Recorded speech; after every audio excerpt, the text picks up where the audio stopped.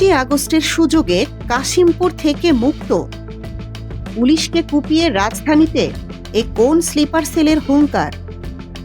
কুতুবখালী থেকে সায়দাবাদ হয়ে কুমিল্লার মন্দির, সিসিটিভির ডার্ক ফুটেজে ধরা পড়া 4 দুর্ধর্ষ জঙ্গি আসলে কারা?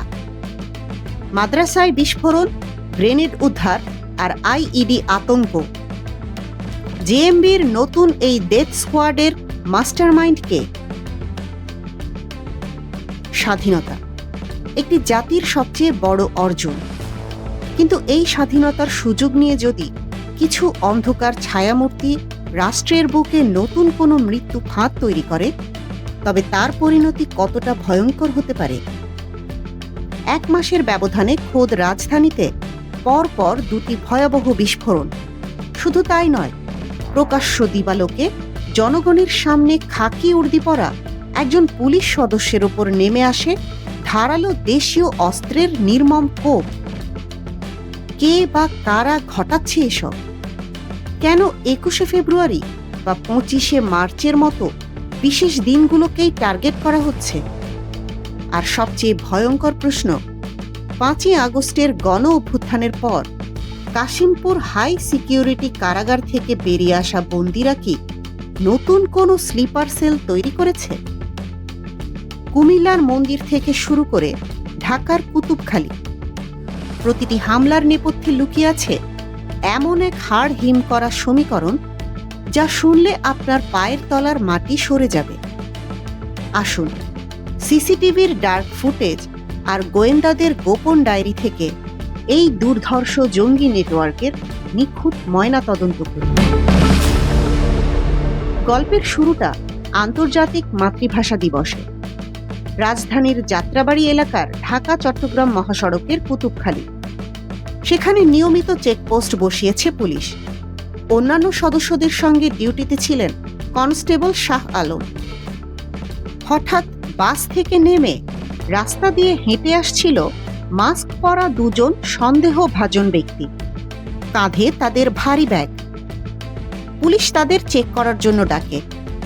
একজন ব্যক্তি অন্য অফিসারের কাছে যায়, কিন্তু অপরজন কনস্টেবল শাহ আলমের কাছে পৌঁছাতেই ঘটে যায় এক আকস্মিক এবং রোমহর্ষক ঘটনা।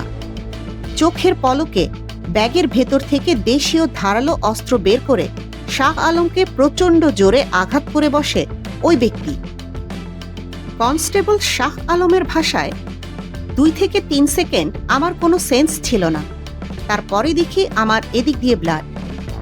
শুধু দেশীয় অস্ত্র নয়, ওই হামলাকারীর হাতে ছিল একটি চকচকে আগ্নেয়াস্ত্র। এরপর 4 জন মিলে পালানোর চেষ্টা করে। পুলিশ রক্তাক্ত অবস্থায় ধাওয়া করলেও একটি বিকট বিস্ফোরণ ঘটিয়ে পাশের লাল মিয়া গলিতে ঢুকে পোশাক পাল্টে হাওয়ায় মিলিয়ে যায় তারা। কিন্তু তারা ঘটনাস্থলে ফেলে যায় একটি ব্যাগ, আর সেই ব্যাগে পাওয়া যায় ভয়ঙ্কর সব বিস্ফোরক বা আইইডি। এই দুঃসাহসিক হামলার পর রীতিমতো ঘুম উড়ে যায় রাষ্ট্রযন্ত্রের। ডিএমপির সিটিটিসি, গোয়েন্দা পুলিশ, এটিইউ এবং রাষ্ট্রের শীর্ষ গোয়েন্দা সংস্থাগুলো মিলে শুরু করে এক মেগা অপারেশন। আর এই হামলার শেকড় খুঁজতে গিয়ে তারা ফিরে যান আগের বছর, অর্থাৎ 2025 সালের ডিসেম্বরে। ঢাকার কেরানীগঞ্জের একটি মাদ্রাসায় ঘটেছিল এক ভয়াবহ বিস্ফোরণ। নারী ও শিশু সহ আহত হয়েছিলেন 4 জন। সেখান থেকে ককটেল, রাসায়নিক দ্রব্য আর বোমা তৈরির সরঞ্জাম উদ্ধার হয়। কিন্তু সবচেয়ে আশ্চর্যের বিষয় হল, মাদ্রাসার পরিচালক শেখ আলামিন তার আহত স্ত্রী সন্তানকে ফেলেই সেখান থেকে গা ঢাকা দেয়। সাভারে গিয়ে সে দেখা করে নাজমুল হাসান মামুন নামের এক ব্যক্তির সাথে। মামুন তাকে ধোলাইপাড়ের একটি বাসায় লুকিয়ে রাখে। পরে পুলিশ সেই বাসা থেকেই আলামিনকে গ্রেপ্তার করে। আর এই গ্রেপ্তারের সূত্র ধরেই বেরিয়ে আসে একের পর এক ভয়ঙ্কর তথ্য।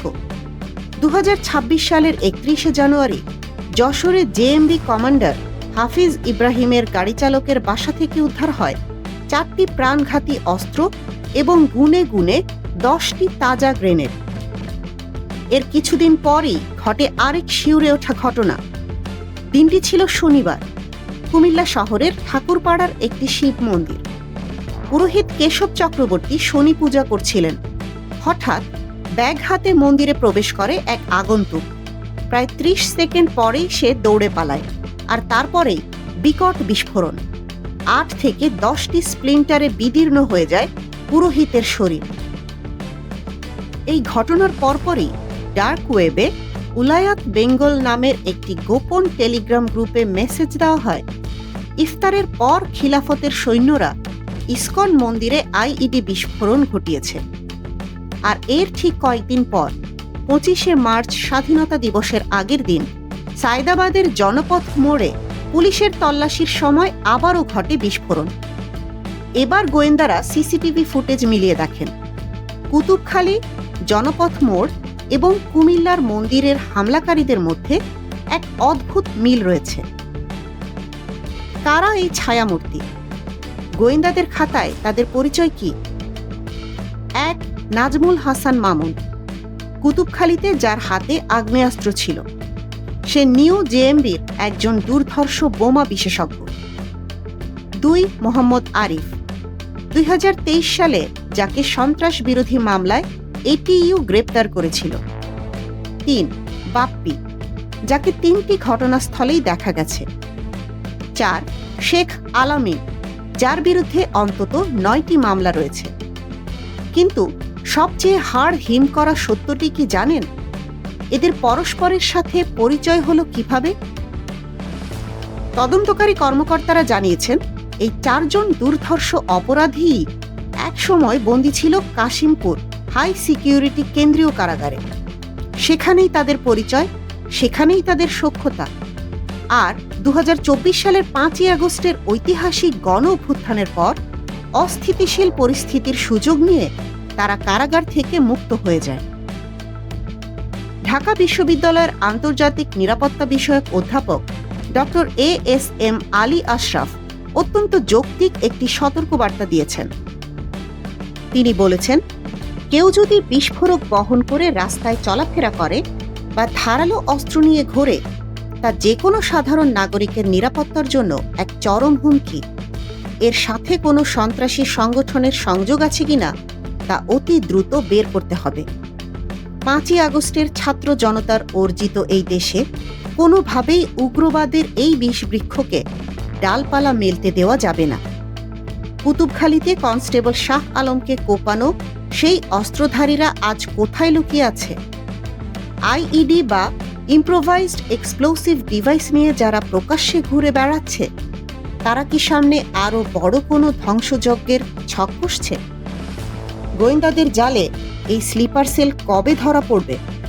নাকি নতুন কোনো বিস্ফোরণের শব্দে আবারও কেঁপে উঠবে রাজধানী? উত্তর হয়তো লুকিয়ে আছে সময়ের হাতে। সন্ত্রাসবাদের অজানা ছক, ডার্ক ওয়েবের গোপন তথ্য এবং খবরের পেছনের বস্তুনিষ্ঠ বিশ্লেষণ সবার আগে পেতে চোখ রাখুন আমাদের চ্যানেলে। এতক্ষণ দেখছিলেন ইকো অফ বাংলাদেশ। প্রতিদিনের এমন নিউজ আপডেট পেতে সাবস্ক্রাইব করুন আমাদের চ্যানেল, সেই সাথে অন করে রাখুন বেল আইকন।